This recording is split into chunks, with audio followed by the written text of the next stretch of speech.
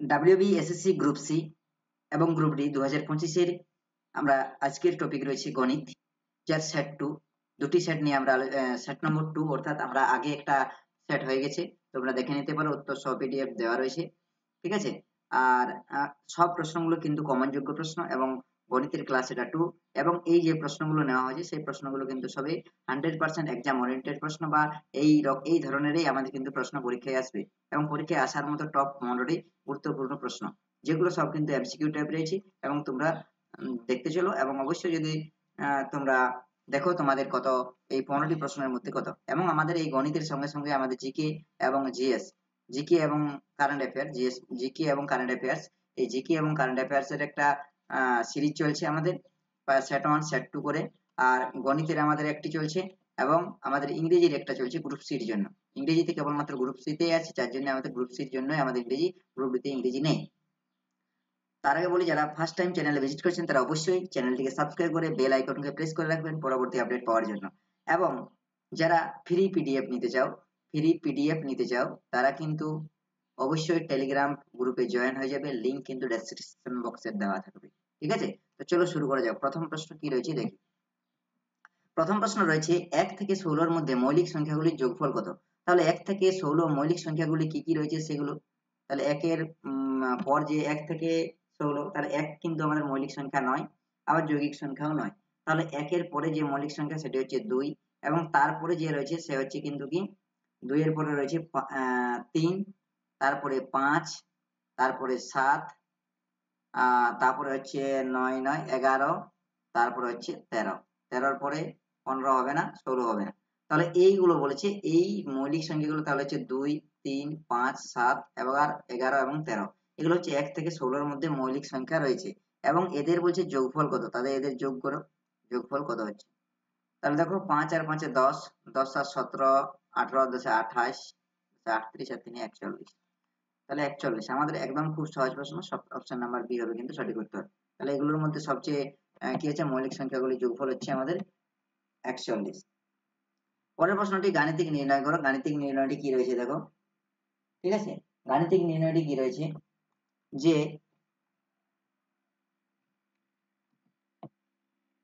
মৌলিক সংখ্যা।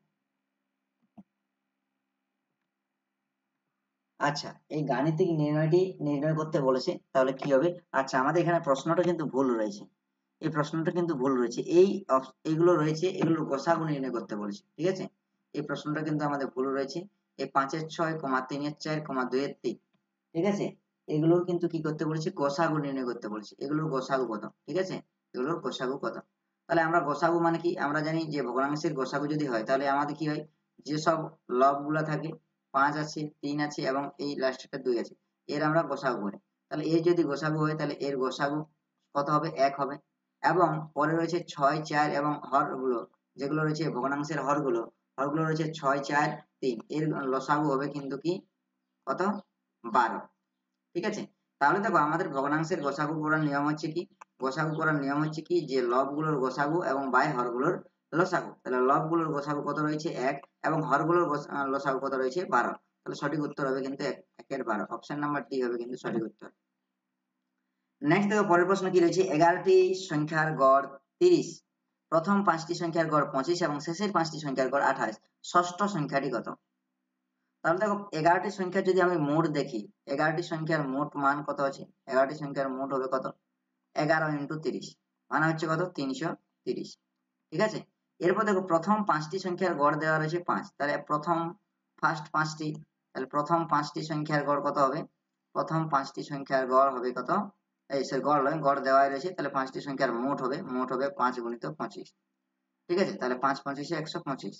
আবার বলছে লাস্ট 5টা, ঠিক আছে, লাস্ট 5টি সংখ্যার কত দিয়ে আছে, গড় দেওয়া রয়েছে, তাহলে 5টি সংখ্যার মোট বার করবো কত হবে, 5 × 28। ঠিক আছে, 5 8 40। তাহলে দেখো আমাদের যে প্রথম 5টি এবং শেষ 5টি মানে 6 নম্বর যে রাশিটা সেটা কিন্তু আমাদের কাউন্ট হচ্ছে, আমাদের সংখ্যা বলা রয়েছে 11টি।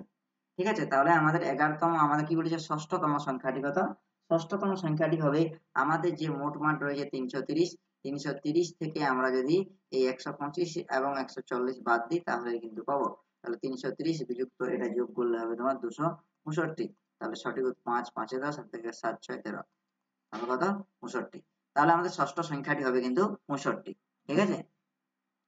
নেক্সট দেখো পরের প্রশ্ন রয়েছে 10 বছর আগে এ এর বয়স ছিল বি এর বয়সের অর্ধেক, তাদের বর্তমান বয়সের অনুপাত হচ্ছে 3:4। ঠিক আছে, তাহলে তাদের বর্তমান বয়স কত দেওয়া আছে 3:4। তাহলে আমি বর্তমান বয়স ধরে নিচ্ছি এ এর বর্তমান বয়স, কত, এ এর বর্তমান বয়স আমি ধরে নিচ্ছি 3x বছর। ঠিক আছে, 3x বছর। তাহলে বি এর বর্তমান বয়স কত হবে, বি এর বর্তমান বয়স আমাদের কি হবে 4x, 3x এবং 3:4 আছে, তাহলে বর্তমান বয়স 3x আর 4x।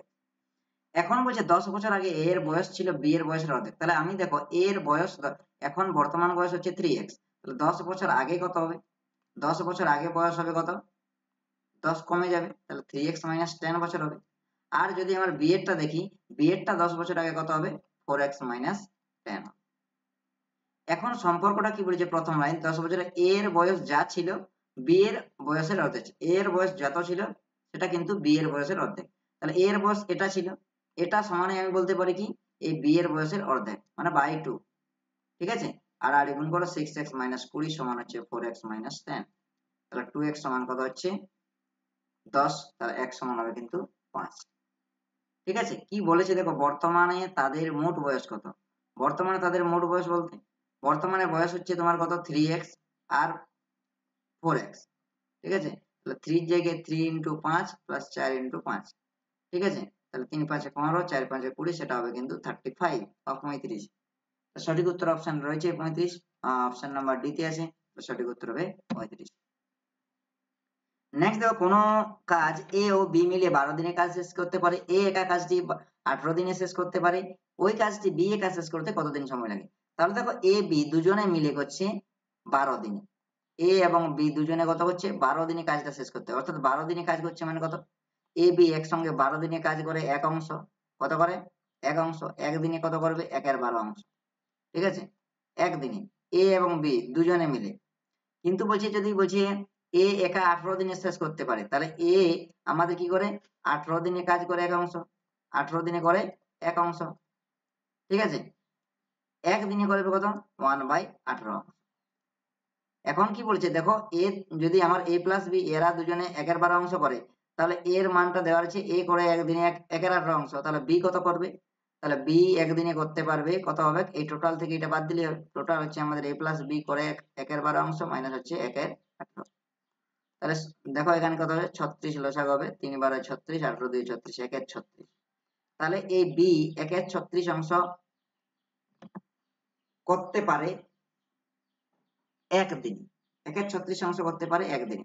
তাহলে আমরা যদি দেখি যে বি 1/36 অংশ করতে পারে একদিনে, তাহলে নিশ্চয়ই এক অংশ করতে পারবে কত, মানে সম্পূর্ণ কাজ বলেছে যে বি কাজটি শেষ করতে কত সময় লাগবে ওই কাজটি, তাহলে বি সময় লাগবে 36, কত 36, তাহলে 36 দিন কিন্তু সময় লাগবে। অপশন নাম্বার হচ্ছে এ হবে কিন্তু সঠিক উত্তর। একটি চিড়িয়াখানায় হরিণ এবং ময়ূর আছে, তাদের মাথার সংখ্যা গণনা করে 80 এবং পায়ের সংখ্যা গণনা করলে 200 পাওয়া যায়, ওই চিড়িয়াখানায় কতগুলো ময়ূর রয়েছে। ঠিক আছে, তাহলে ময়ূর এবং হরিণ রয়েছে, তাহলে হরিণ আমি ধরে নিচ্ছি যে হরিণ এবং ময়ূর রয়েছে, আমি জানি না কতগুলো হরিণ রয়েছে, তাহলে আমি ধরে নিচ্ছি 1টি হরিণ রয়েছে এবং হরিণের সংখ্যা 1টি ধরা হলো, এবং তাহলে আমাদের কি হবে হরিণ যদি 100টি হয় তাহলে কি হবে আমাদের ময়ূর কত হবে, টোটাল দেখো দেওয়া রয়েছে টোটাল তাদের মাথার সংখ্যা 80টা, মানে দুজনে মিলে 80টা, অর্থাৎ আমাদের হরিণ এবং ময়ূর রয়েছে 80টি, 80টি মাথা প্রত্যেকের একটি করে মাথা থাকে, তো তাহলে 80টি, তাহলে আমাদের 80টি যদি বাদ যায় টোটাল 80টা, আর হরিণ রয়েছে 1টা ধরে নিয়েছি, তাহলে ময়ূর থাকবে 80 - 1টি। এরপরে দেখো কি রয়েছে পায়ের সংখ্যা গণনা করলে 200 পাওয়া যায়, তাহলে পায়ের সংখ্যা, তাহলে আমাদের যদি দেখা যায় হরিণের কটি পা থাকে 4টি পা থাকে, একটা একটা হরিণের 4টি পা, তাহলে একটা হরিণের x প্লাস x × 4। ময়ূরের দেখো আমাদের দুটো থাকে, তাহলে আমাদের একটিতে কত 80 - x, আর দুটিতে থাকে 2 × 80 - x, কারণ প্রত্যেকেই ময়ূরের প্রত্যেকের কি আছে ময়ূরের পায়ের সংখ্যা হচ্ছে কত দুটি করে, আর এই যে মাথা এই কি বলে এটা কার বললাম যে হরিণের পায়ের সংখ্যা x ধরা আছে, তাহলে 4টি পা থাকে, তো এই টোটালটা করলেই কিন্তু আমার কত পাওয়া যাবে, 200 পাওয়া যাবে, কারণ বলে দেওয়া আছে যে পায়ের সংখ্যা টোটাল মিলে 200। তাহলে কি হচ্ছে 4x প্লাস 8 দুগুণে 160 মাইনাস হচ্ছে 2x সমান হচ্ছে 200। তাহলে কি দাঁড়াচ্ছে 2x সমান হচ্ছে 200 বিযুক্ত 160, মানে x সমান হচ্ছে 40/2, মানে হচ্ছে 20। না, কোথাও গন্ডগোল হচ্ছে, 20 তো অপশনে নেই। আচ্ছা, আমরা ধরেছি কি, হরিণকে ধরেছি আমরা x, ঠিক আছে। আর কি দিয়েছে, ময়ূরকে ধরা হয়েছে 80 মাইনাস x। অবশ্যই দেখো এখন কি বলেছে যে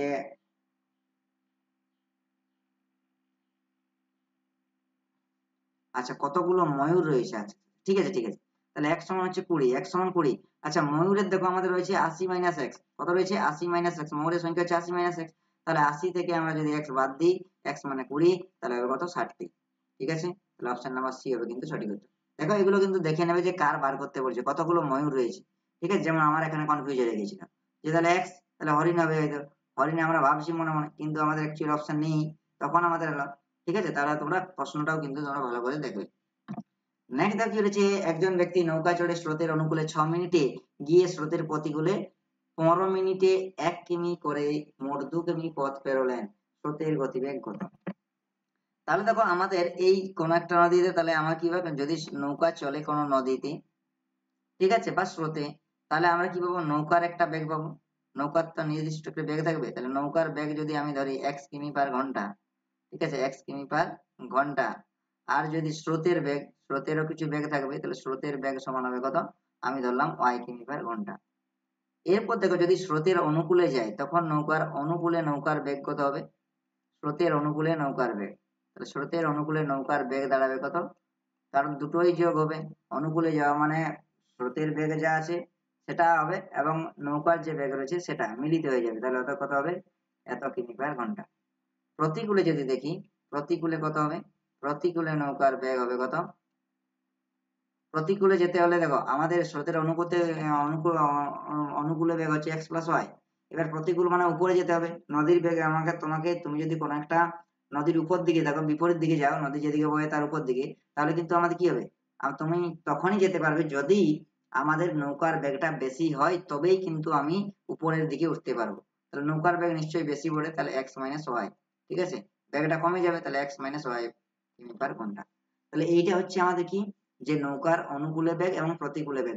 অনুকূলে দেখো 6 মিনিটে 1 কিলোমিটার পথ চলে গেছে, মিনিটে 6 মিনিটে, কিন্তু আমাদের দেওয়া রয়েছে যে 1 ঘন্টায় পথ যায়, সরি x প্লাস ওয়াই কিমি পথ যায় 1 ঘন্টায়।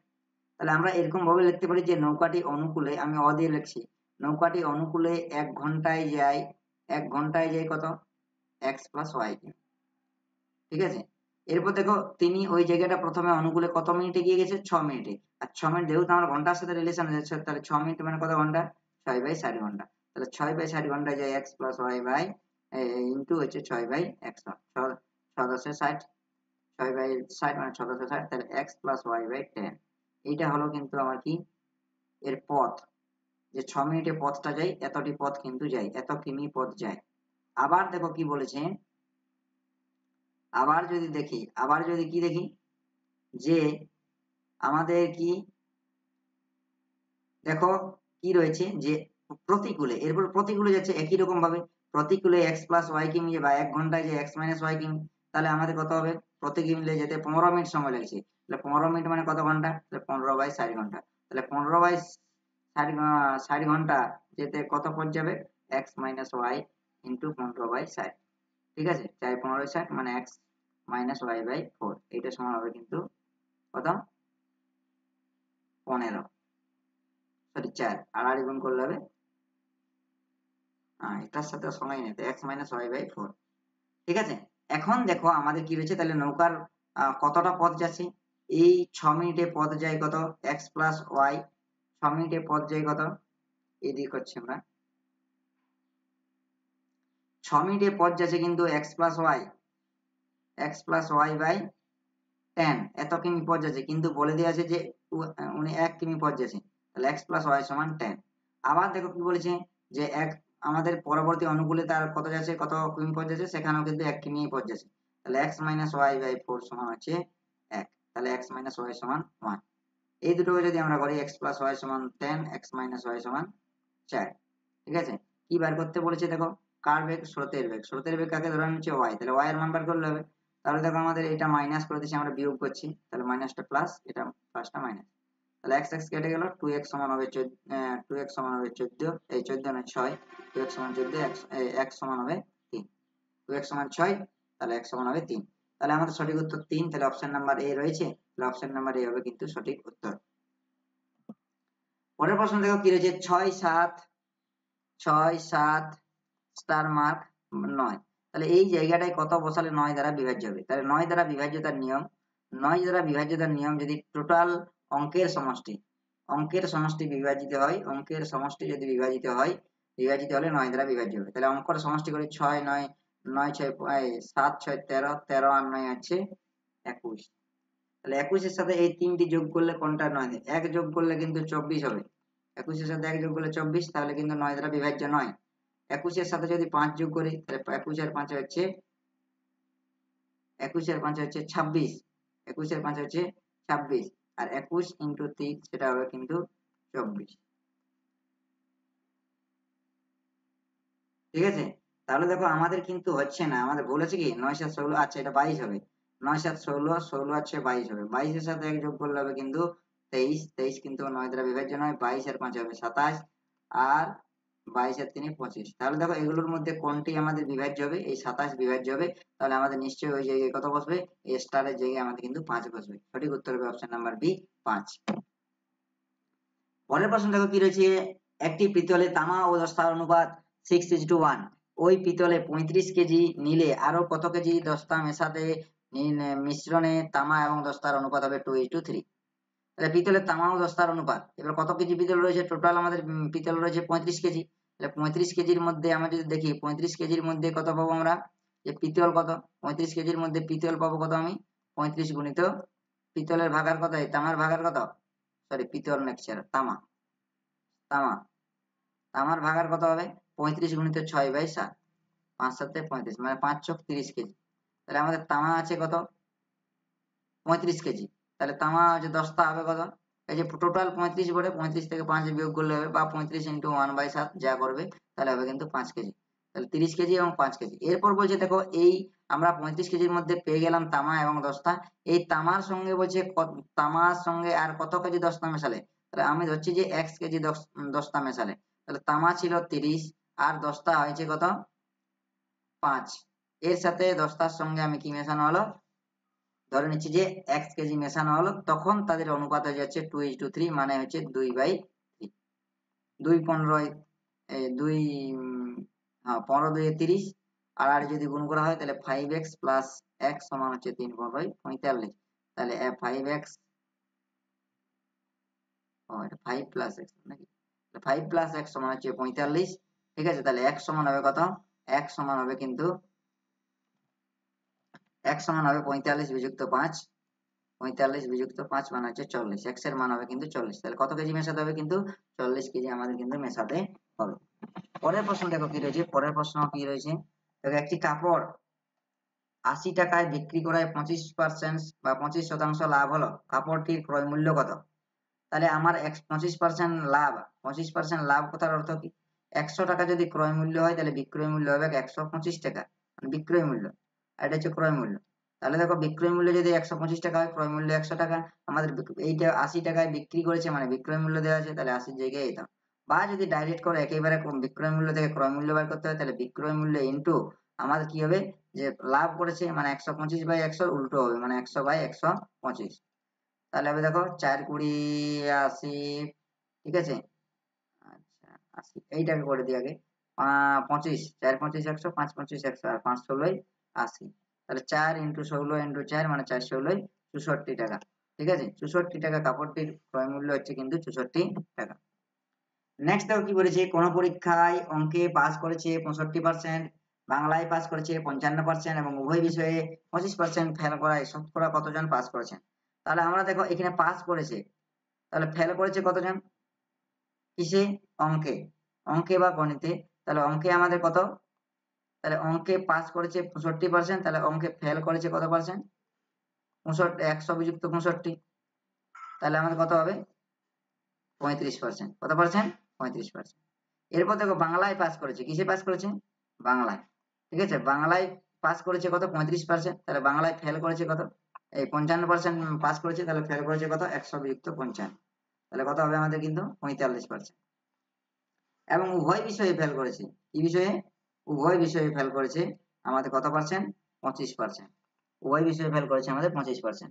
এখন দেখো কি বলা রয়েছে যে আমাদের শতকরা কতজন উভয় বিষয়ে পাস করেছে। তাহলে পাস করেছে দেখো আমাদের ফেল করেছে কত? ফেল করেছে টোটাল 35 প্লাস হচ্ছে 45 আর মাইনাস 25, এটা তো উভয় বিষয়ে ফেল করেছে, তাহলে আমাদের এত পার্সেন্ট। ঠিক আছে, এত পার্সেন্ট যোগ করলে হবে 5 5 10, 4 3 7 80, 80 বিযুক্ত 25, 80 বিযুক্ত 25 মানে হচ্ছে তোমার কত? 55। 55% কি করেছে? ফেল করেছে। ফেল, টোটাল ফেল যদি 55%, তাহলে পাস করবে কত? পাস করবে 100 বিযুক্ত 55 এত পার্সেন্ট, মানে হচ্ছে তোমার কত? 45%। তাহলে সঠিক উত্তর হবে অপশন নাম্বার সি, 45%। পরের প্রশ্ন কি রয়েছে? একটি সমবাহু ত্রিভুজের উচ্চতা রয়েছে 14 সেমি, ক্ষেত্রফল কত? উচ্চতা দেওয়া রয়েছে, তাহলে আমরা যদি ধরি কোন একটা ত্রিভুজের বাহুর দৈর্ঘ্য x, তাহলে উচ্চতা কত দাঁড়াবে? উচ্চতা হবে কিন্তু x ইন্টু √3/2। উচ্চতা সূত্র কি পড়ে? বাহু ইন্টু √3/2, তাহলে বাহু ধরেছি x, তাহলে এত। কিন্তু এটাই দেওয়া রয়েছে আমার কত? এই x √3/2, এটা মানে আমাদের দেওয়া রয়েছে 14, তাহলে x সমান কত হবে? 14 গুণিত 2/√3, তাহলে 14 গুণে 28/√3 হবে কিন্তু x এর মান।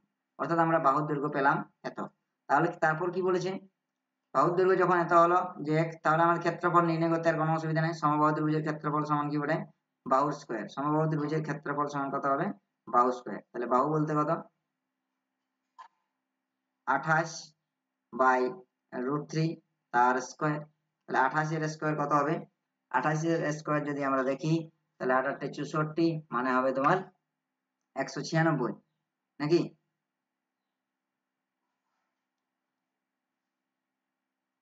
না, কোথাও কিন্তু ভুল হচ্ছে। 28 28 যদি গুণ করি, 8 8 64, হাত থেকে 6, 8 দুগুণে 16 হচ্ছে 22, 8 দুগুণে 16, 2 3 4 के 5, 4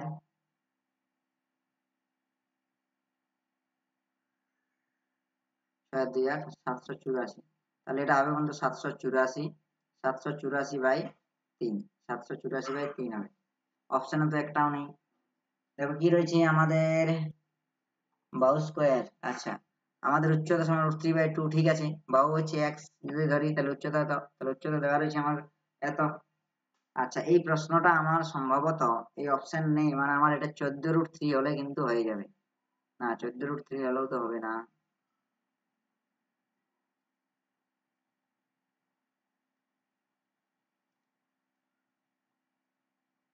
এটা কিন্তু অপশনে আমাদের উত্তর হবে কিন্তু এটা। ঠিক আছে, অ্যাকচুয়াল অপশন আমার কিন্তু নেই একটাও। ঠিক আছে, কিন্তু অ্যাকচুয়াল উত্তর হবে 784/3। পরের প্রশ্ন দেখো, একটি বিদ্যালয়ের ছাত্রীর 10% ছাত্রদের অংশের সমান। ছাত্রদের অংশের, আচ্ছা এখানে একটা মিস্টেক রয়েছে। ছাত্রদের কত অংশের সাথে সমান? এটা একটা কিছু অংশ থাকবে, ছাত্রদের কিন্তু এটা 1/20 অংশের সাথে সমান। ছাত্রদের 1/20, এই জায়গাটা কিন্তু 1/20 হবে। তাহলে দেখো ছাত্রদের 10%, তাহলে আমরা যদি ধরি ছাত্র হচ্ছে 1 জন ছাত্র রয়েছে, এই সরি, হ্যাঁ 1 জন ছাত্র রয়েছে, তাহলে ছাত্রের 1/20 অংশ, দেখো ছাত্রের 20 অংশ এইটা বটে, তাহলে ছাত্রের 1/20 অংশটা কি হবে? আমার ছাত্রীদের 10% এর সাথে সমান। তাহলে ছাত্রী যদি y ধরি, y এর 10% মানে হচ্ছে 10/100, তাহলে একটা শূন্য কাটা গেল, তাহলে কি হচ্ছে? x/y সমান হবে কিন্তু 20/10।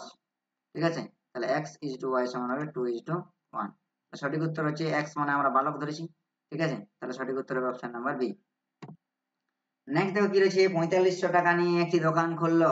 7 মাস পরে বি আরো কিছু টাকা ওই ব্যবসায় নিয়োজিত করলো। 1 বর্ষ পর 2:3 অনুপাতে এ ও বি এর মধ্যে লভ্যাংশ বণ্টিত হলো। যদি কোনো আমাদের শর্ত বলা না থাকে, তাহলে লভ্যাংশটা মূলধনের অনুপাতে ভাগ হয়। তাহলে আমাদের নিশ্চয়ই আমাদের মূলধনের অনুপাতটা 2:3 হবে। কিন্তু দেখি মূলধন এ আমাদের কত টাকা? 4500 টাকা। এ আমাদের কত? এ 4500 টাকা ক মাসের জন্য কাটিয়েছে? টোটাল 12 মাসের জন্য। ঠিক আছে, তাহলে 12 মাসের লভ্যাংশ যদি 1 মাসে পেতে হয় তাহলে a এর মূলধন কত দাঁড়াবে? a এর মূলধন দাঁড়াবে কত? 4500 ইন্টু 12, ঠিক আছে, এত টাকা। কিন্তু b বলেছে কি b 7 মাস পরে কিছু টাকা দিয়েছে, তাহলে b আমি মনে করছি x টাকা জমা দিয়েছে 7 মাস পর, মানে তার টাকাটা খাটে 5 মাসের জন্য, ঠিক আছে, তার টাকা খাটে 5 মাসের জন্য। তাহলে আমাদের b এর মূলধন হবে, মানে 12 মাসের লভ্যাংশ যদি 1 মাসে পেতে হয় তাহলে b এর মূলধন কত হবে? b এর মূলধন হবে কত? 5 গুণিত আমার x, এত টাকা, তাহলে 5x টাকা। এই টাকাটা মানে তাহলে আমাদের a ও b এর মূলধনের কত হবে? a ও b এর মূলধন হবে আমার এই 4500 ইন্টু 12:5x, আর এইটা সমানে আমার কি জানি আমরা, মূলধনের অনুপাতটা হচ্ছে লভ্যাংশের অনুপাত। তাহলে কি হবে আমাদের? 4500 গুণিত 12/5x সমানে হবে কিন্তু আমাদের কত? 2/3। তাহলে দেখো 2 6 12, ঠিক আছে, 5 9 45 900, তাহলে x সমান হচ্ছে কত? x সমান হবে 900 গুণিত 6 গুণিত 3, ঠিক আছে, দুটো শূন্য হচ্ছে, তাহলে হবে কিন্তু 162, মানে 16,200, ঠিক আছে, এত টাকা। তাহলে আমাদের কি বি কত টাকা নিয়ে ব্যবসাতে যোগ দিয়েছিল? 16,200 টাকা নিয়ে। অপশন নাম্বার সি হবে কিন্তু সঠিক উত্তর। এটা অংশীদারি কারবারের অঙ্ক। এটা দেখো সরল সুদের অঙ্ক রয়েছে। 2500 টাকার 4% সরল সুদের 500 টাকা হলে সুদের হার কত? তাহলে সুদের হার সমান দেখো কি দেওয়া রয়েছে, এত টাকা, মানে আসল দেওয়া রয়েছে, পি দেওয়া রয়েছে, কত বছর সময় দেওয়া রয়েছে টি, আর এটা সুদ দেওয়া রয়েছে মানে ইন্টারেস্ট দেওয়া রয়েছে। তাহলে আমরা কি জানি যে সুদ সমান পিটিআর বাই 100, সুদ সমান বা আয় সমান পিটিআর বাই 100, আসল ইন্টু সময় ইন্টু সুদের হার বাই 100।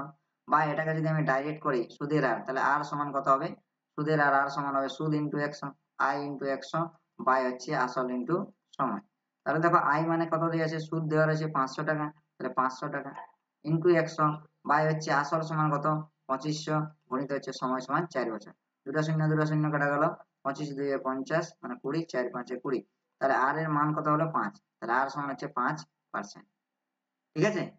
নেক্সট দেখো, আচ্ছা আমাদের এই 15টি প্রশ্ন ছিল, এই 15টি প্রশ্ন শেষ হয়ে গেল, ঠিক আছে। Thank you. তোমরা ভালো লাগে অবশ্যই শেয়ার করবে বন্ধুদের সাথে, এবং চ্যানেলকে অবশ্যই সাবস্ক্রাইব করে রাখবে পরবর্তী নোটিফিকেশন পাওয়ার জন্য, ঠিক আছে। Thank you.